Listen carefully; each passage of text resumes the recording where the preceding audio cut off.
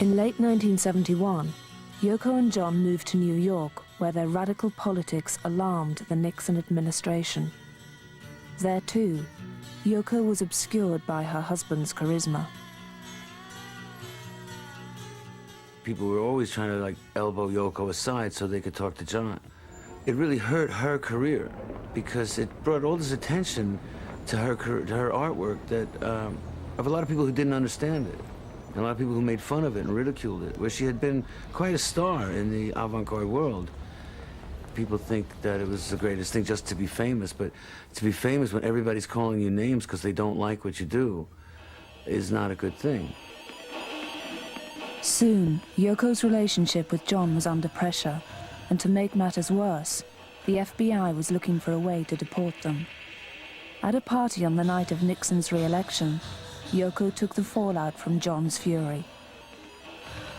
I remember driving in the car, and John was spewing curses and screaming like a Liverpool sailor. I mean, there were expressions I had never heard before.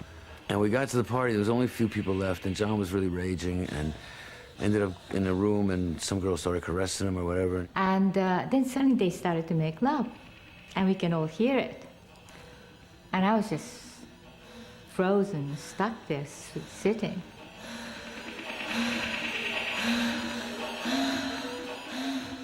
And all that time, this woman was saying, "You don't understand how we feel about John, do you? I mean, he's the most lovely, the most beautiful person, and we all love him, to me." And I'm saying, "Yes, thank you." I didn't know what to say. It's just this awkward silence with just occasional sounds coming from the room where John was. It was a very depressing thing to be at a party when your lover is making out with somebody in another room. But I don't know, I mean, there's different ways to react. I guess she was just very sad and depressed and just sort of sitting there waiting for it to be over, whereas I suppose other people would have interrupted and started screaming and throwing dishes or something. She's not like that.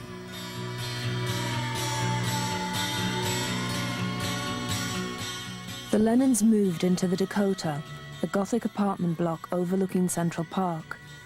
By August 1973, Yoko realized her relationship with John had reached crisis point. She came up with a plan to test their love and approached their assistant with an extraordinary suggestion.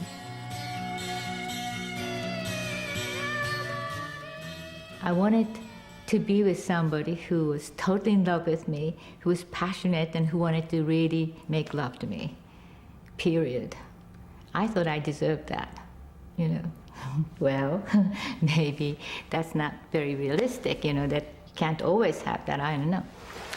And I thought John deserved it too. Yoko walked into the room, and I thought, oh my God, she's up too early for me. I'm not ready for her. And she said, John and I are not getting along.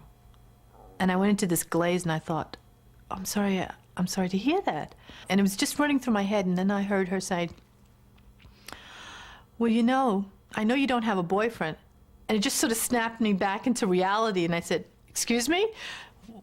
What does that have to do with anything? And she says, well, I thought that you should go out with John. And I thought to myself, but I'm not interested in your husband. And she said, oh, I know that you're not interested, but it's okay. May Pang was ideal for this mission. To the best of my recollection, May was not a drinker, and she didn't use any narcotics or anything like that. She seemed to be a very responsible person and a fairly level-headed woman. Within weeks, John and May had flown to Los Angeles. There, despite May's initial hesitation, they began an affair. Nobody could have made John fall in love with me if he himself didn't want to. And that, he always said, he wouldn't just go out with somebody just because someone else told him. He had to have had that feeling as well. So he reassured me all the time about that. I was sleeping alone, and my body was shaking. And it was incredible. I mean, like shaking because I'm alone. And this went on about 2 weeks, I think. But I didn't tell John about this, because then John would just come back like that, and I didn't want that. We should be together because we love each other and we respect each other, not because we need, you know, a pillow or something, you know. So I thought, I have to get over this. And the thing is, it was almost like a withdrawal. It's a withdrawal. It's a withdrawal from intimacy. But throughout the long months of their separation, Yoko and John telephoned each other several times a day.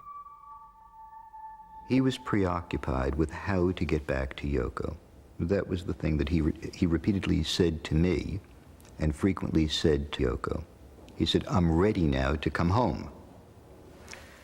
And Yoko said, "No, you're not. You're not ready yet." And perhaps she wasn't ready yet to receive him. Yoko began to emerge from John's shadow.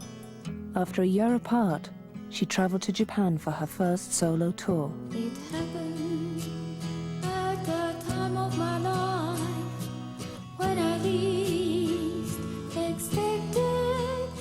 Why did you eventually decide that you wanted him back? Because I realized that I really loved John. And it was a very strange thing. It's always the kind of weakness in man that I tune into, it seems like. When they're very strong, I think, get out of get out of here. You know, it's like, I don't want to know, you know. But when I went to Elton John's concert, where John was on stage and everybody was applauding like crazy, and the whole concert hall was shaking because of that. I mean, it was incredible, you know. But he looked like a very lonely figure, and he was just kind of bowing once too often. I thought, this is not the John I know, you know? Is this John? I mean, I was feeling so bad, and I was crying like crazy. And we just went to backstage, and John was sitting there. And he looked at me, and I looked at him, and I was smiling. It's just kind of smiling politely, or whatever you call it. But it kind of, we understood each other. And I knew right there that something was up. And and we walked along. He said, "Listen, Yoko's allowed me to come home." And I just sort of looked at him and said, "Allowed?" He goes, "Yeah." I was very sad. I remember calling her up and saying to her, talking to her on the phone, I said, "Well, congratulations, you have John back now, and I hope you're happy." And I meant it. And she said to me, "Well, I don't know if I'll ever be happy, but it's neither here nor there." And she just said, "I must go." And that was it.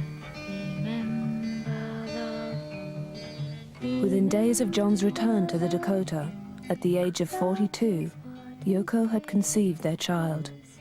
Her gamble had paid off.